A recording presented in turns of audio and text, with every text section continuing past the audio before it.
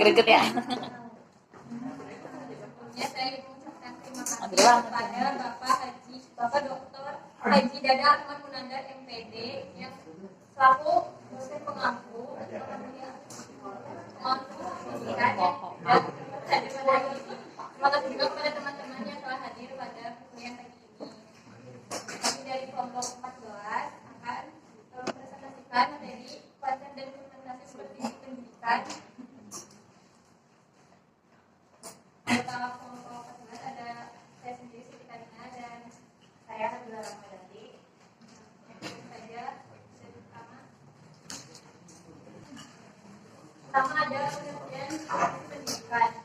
Dari definisi dulu, seperti pendidikan itu adalah proses membantu, membimbing dan mengevaluasi kepada guru agar kualitas proses pembelajaran dapat meningkat. Seperti ini dilakukan oleh kepala sekolah, pengawas sekolah atau tenaga administrasi yang kompeten untuk memberikan kembali kepada para didik. Nah, ada beberapa tujuan dari supervisi pendidikan ini, tapi tujuan utamanya supervisi pendidikan ini adalah untuk meningkatkan kualitas pembelajaran selama di kelas. Ada beberapa tujuan utama juga. Yang pertama, membina pemahaman guru. Nah, supervisi pendidikan ini membantu guru untuk memahami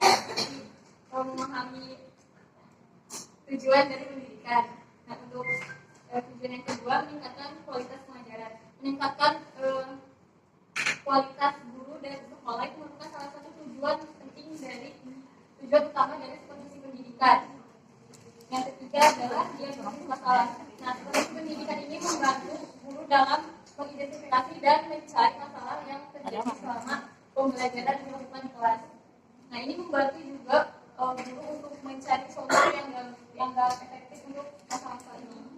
Nah, yang keempat ada meningkatkan kerjasama. Supervisi ini juga meningkatkan kerjasama atau kolaborasi antara guru, kepala sekolah dan staf serta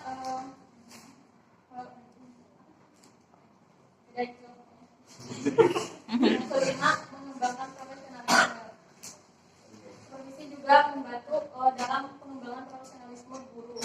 Yang terakhir adalah memberi dukungan moral pada guru. Ada 3 prinsip dasar supervisi pendidikan, yaitu yang pertama adalah pembinaan. Pembinaan ini berfokus pada pengembangan guru dan tenaga pendidikan. Yang kedua, kolaboratif.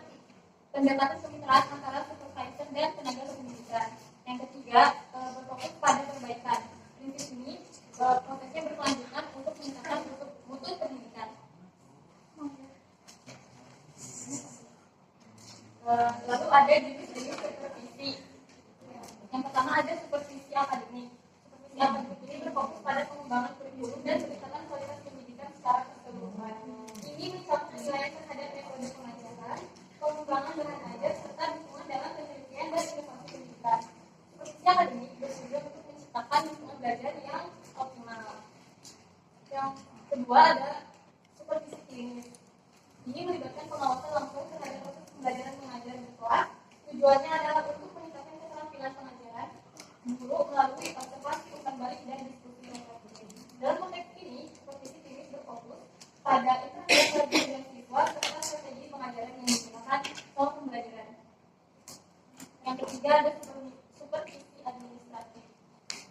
Mengatur dan mengelola aspek administratif dalam institusi pendidikan.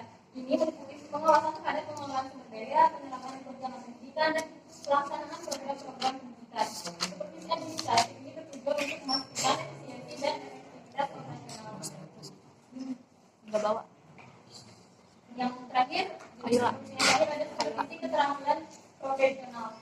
Ini menekankan pengembangan keterampilan praktis dan profesionalisme di kalangan pendidik.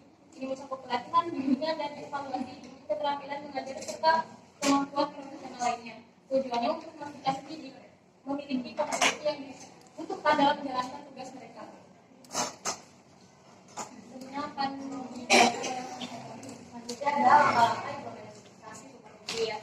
Nah, langkah implementasi supervisi ini ada 3, yang pertama perencanaan, yang ada 4, yang pertama perencanaan, yang kedua pengamatan, yang ketiga evaluasi, yang keempat tindak lanjut. Nah, perencanaan ini misalnya itu kepala sekolah mengidentifikasi kebutuhan guru atau institusi pendidikan termasuk tantangan yang dihadapi dalam proses pembelajaran. Nah, tujuan dari perencanaan ini harus jelas seperti meningkatkan kompetensi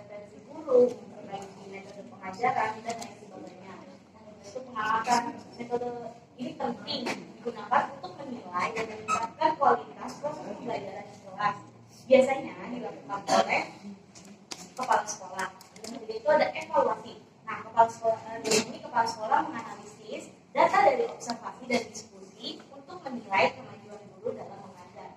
Yang keempat itu ada tindak lanjut. Nah, setelah evaluasi, kepala sekolah di situ dapat merekomendasikan program-program pengembangan profesional berkelanjutan untuk guru. Contohnya itu seperti workshop, pelatihan untuk beberapa guru, bidang-bidang tertentu. Nah, selanjutnya itu ada tantangan dalam implementasi supervisi. Yang pertama itu ada keterbatasan waktu dan sumber daya. Adalah salah satu tantangan utama dalam implementasi supervisi pendidikan. Supervisi pendidikan untuk meningkatkan kualitas pembelajaran dan pengelolaan sekolah. Yang kedua itu adanya kurangnya waktu untuk supervisor. Nah, merupakan salah satu tantangan besar dalam implementasi supervisi pendidikan. Supervisor memiliki peran penting dalam membimbing dan meningkatkan kualitas pengajaran di sekolah. Namun, tanpa pelatihan yang memadai, mereka juga dapat menghadapi berbagai kendala dalam menjalankan tugasnya secara efektif. Yang ketiga itu ada penolakan atau ketakutan dari tenaga pendidik. Nah, yang dimaksud dari penolakan atau ketakutan dari tenaga pendidik ini merupakan tantangan yang signifikan dalam implementasi supervisi yang efektif.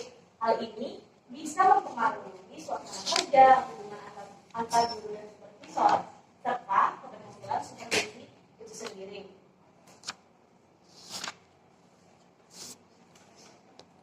Oke, di sini ada solusi tantangan supervisi. Yang pertama itu ada pemberian pelatihan yang memadai bagi supervisor.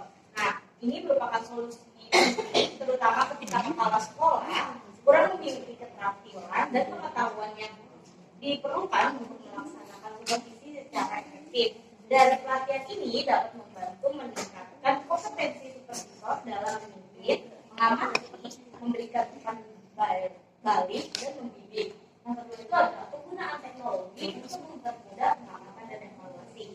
Yang dimaksud di sini sangat mempermudah proses pengamatan dan evaluasi guru serta membantu mengatasi beberapa tantangan yang sering dihadapi. Teknologi ini sangat membantu untuk melakukan pengawasan yang lebih efisien, transparan, dan berbasis data, sehingga dapat meningkatkan kualitas supervisi pendidikan secara keseluruhan.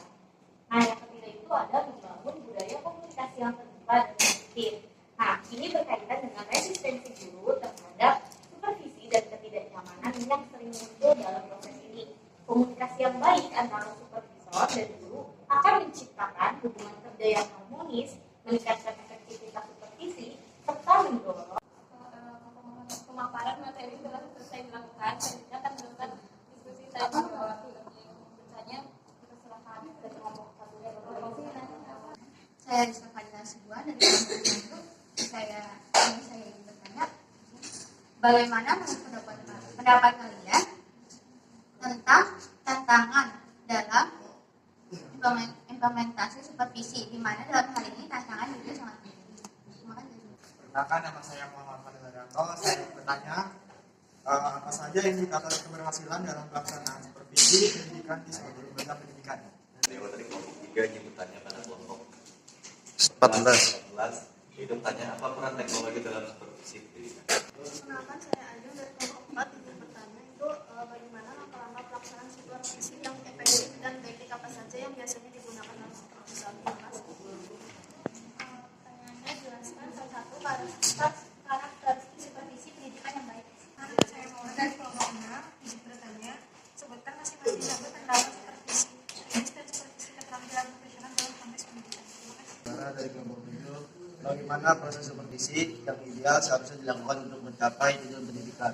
Supervisi Yang efektif dan teknik apa saja yang biasanya digunakan oleh supervisor.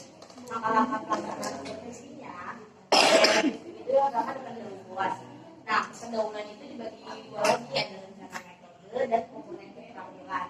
Nah, rencana metode itu biasanya guru dan supervisor itu membahas rencana metode.